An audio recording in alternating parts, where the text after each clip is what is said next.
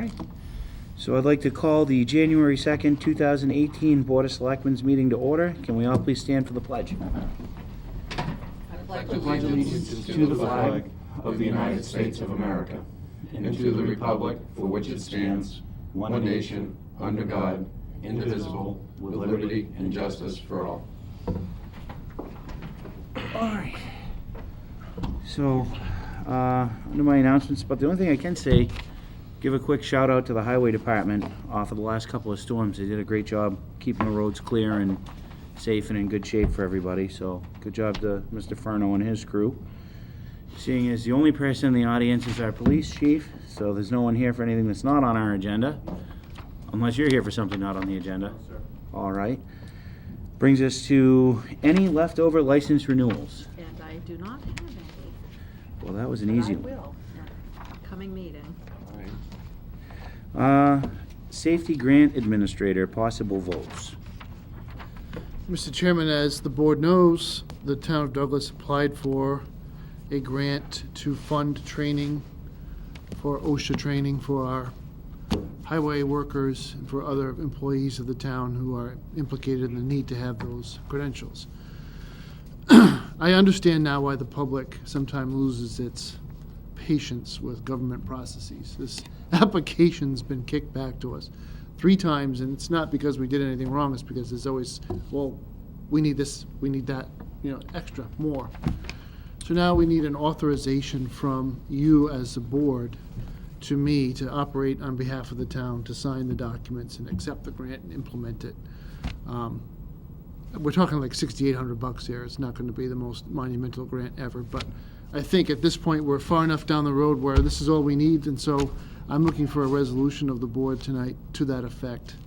We'll memorialize it in the minutes. We'll send a notarized copy of the minutes, a copy of the Administrator Act, and that should take care of it. I move that the board authorize the town administrator to act on behalf of the town with respect to the administration of the grant. I'll second. All right, it was made by Dave, seconded by Mike. Is there any additional discussion on this?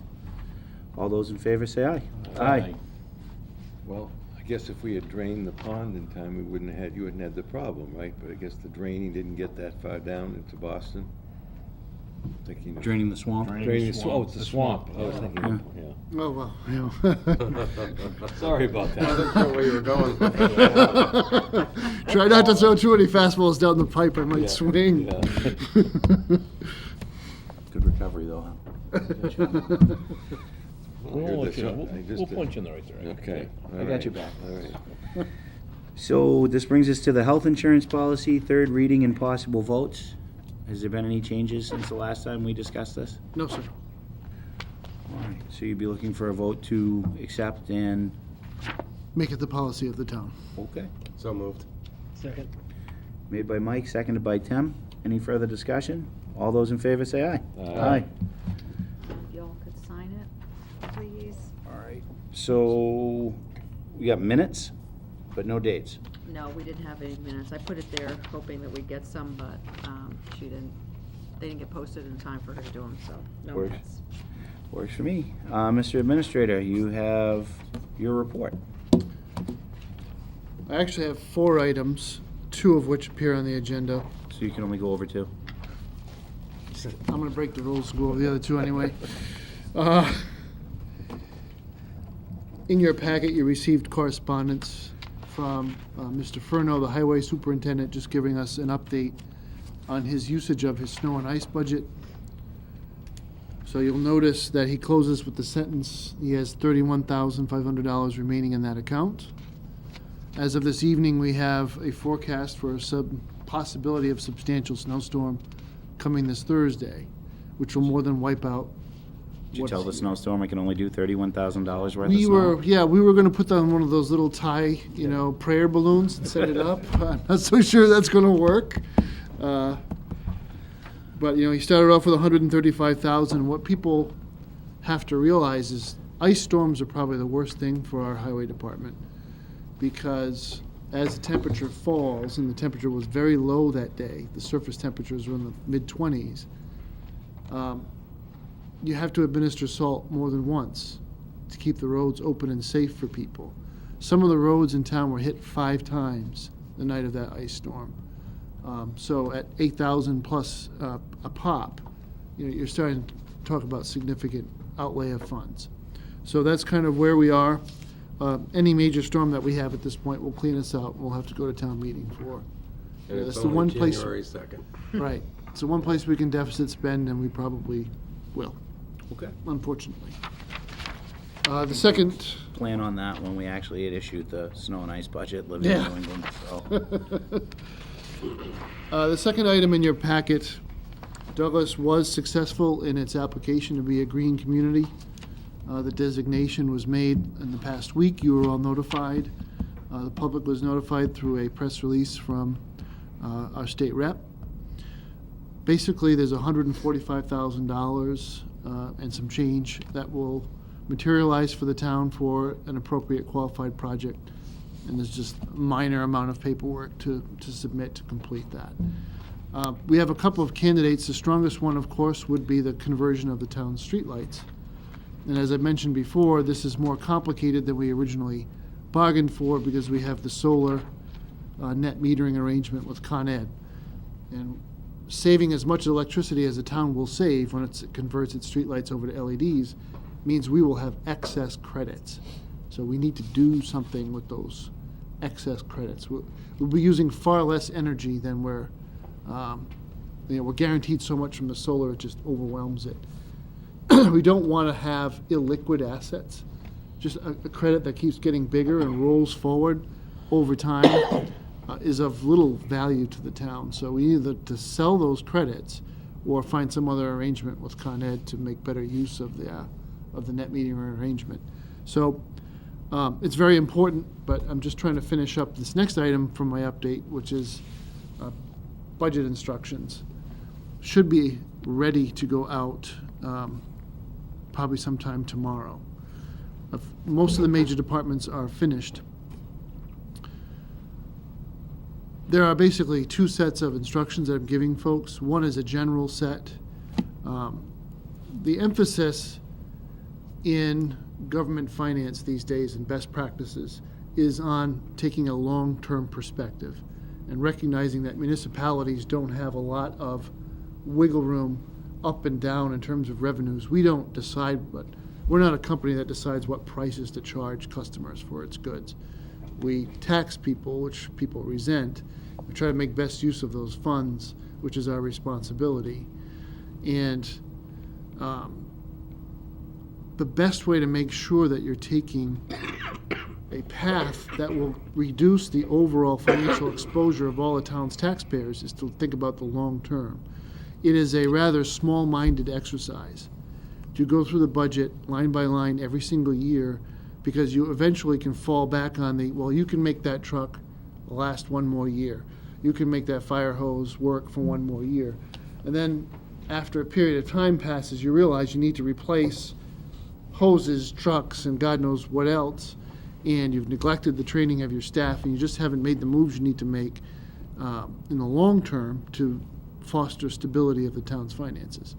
So the emphasis this year, which may be a change from past years, is coming up with a 5-year forecast for the departments and asking them to be honest about their operational footing and whether or not they've made sacrifices in the past that they need to fund in the next 5 years and give everybody advance notice of that. The other thing that a long-term perspective allows you to do is start from where you should start. In my opinion, my recommendation to the board is, and to the finance committee, is that we should start from what resources are available for expenditure. And by kicking the emphasis back on revenues, you start the conversation with what the community is willing to support in terms of taxation and revenue raising, and what we're able to do in terms of garnering state aid and grant assistance. And then you only spend what you have, and do your level best to prevent yourselves from dipping into free cash and building long-term structural deficits. You're not there yet. It's not that bad, but there is a pattern of using free cash as sort of a fallback and then trying to replenish it at the end of the year. If you start off with, this is how limited we are, this is what we think we can afford, that you can get control of that situation with free cash. And the reason why you want to do that is because your long-term capital plan needs to be funded. And the more you fund out of appropriately distributed cash that you've saved over the years, the better off you'll be. The example I like to use with folks is if you had 3 school projects to do and they were all $15 million, and they all had a useful life of 30 years, if you do them all in 1 year, you take on $45 million worth of debt. You pay it all 30 years, and guess what? At the end of the 30 years, you have to absorb $45 million worth of debt. If you space them 15 years apart, you would never be servicing more than 2 projects at any given time, and you would never have that asset failure crisis staring you down that you get into when you fall behind your capital replacement and capital maintenance obligations.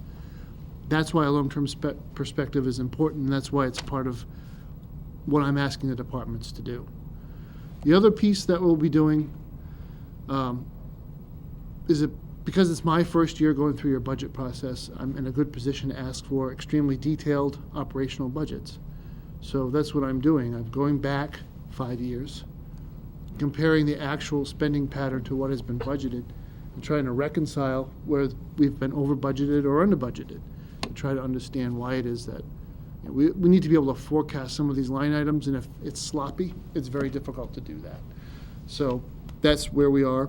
Each department head is getting a detailed review of their budget. I'm asking them to supply more detail than I'm giving them, but line item by line item, wherever there's some uncertainty, they're being asked to explain why it is so. And hopefully when we come into the process, we can focus less on what's down in the weeds and the details and more on the overall strategy for getting to a good spot at the end of 5 years. So that is a process that's in place right now, and like I said, I'm halfway through the fire department. I finished police, highway, and finance. So what I have to do to finish this up and get the process started is really only about a day's worth of work. So that's where we stand with all of that. The last thing, because we were asked on our way in here, I thought just remind everyone, I know the board's aware, but anyone in the public who's watching and takes an interest in this issue, the town did close on the real estate deal for the Buckeye Pipeline property on Main Road. So that is, after all the bills were settled, very minor utility bills, it was $3.99 and change, and it was just pretty much what was budgeted for it. So the town is now in both physical and legal possession of the property. Good news. That's great. Is that all? That's all I had, Mr. Chairman. All right. So that brings us to any old business. Seeing none, any new business? Seeing none again. Do I hear a motion to adjourn? So moved. Second. Made by Dave, seconded by Mike. All those in favor say aye. Aye.